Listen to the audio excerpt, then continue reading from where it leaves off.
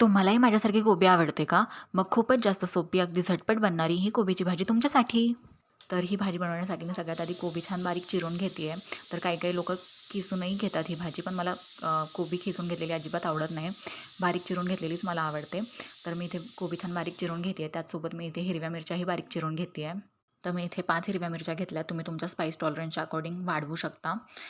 मग त्यानंतर मी इथे जिरं आणि अख्खा लसूण छान ठेचून घेते आहे. तर त्याने आपल्या ह्या कोबीला खूप छान टेस्ट येते, तर नक्की ॲड करा.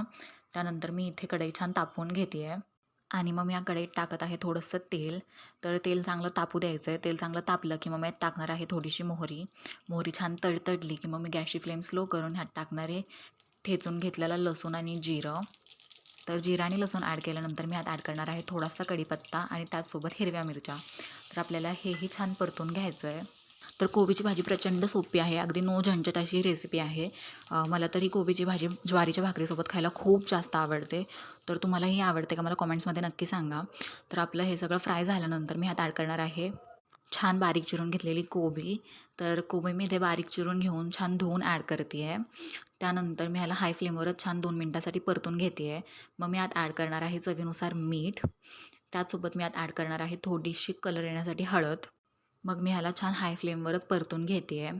तर अगदी 2-4 मिनटासाठी परतून घेतल्यानंतर मी इथे गॅसची फ्लेम स्लो करून या भाजीला झाकून छान एक वाफ काढून घेते आहे. तर मी इथे 5 मिनिटानंतर चेक करते तर बघा अजूनही कोबीमध्ये थोडंसं पाणी आहे. तर मी याला पुन्हा परतून झाकून अजून एक वाफ काढून घेते आहे.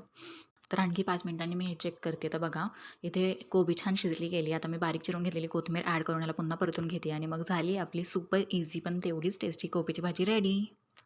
तर अशा छान छान रेसिपीजसाठी माझ्या चॅनलला लाईक करा, शेअर करा, सबस्क्राईब करा आणि कॉमेंट्समध्ये सांगा तुम्हाला रेसिपी कशी वाटली. Thank you for watching.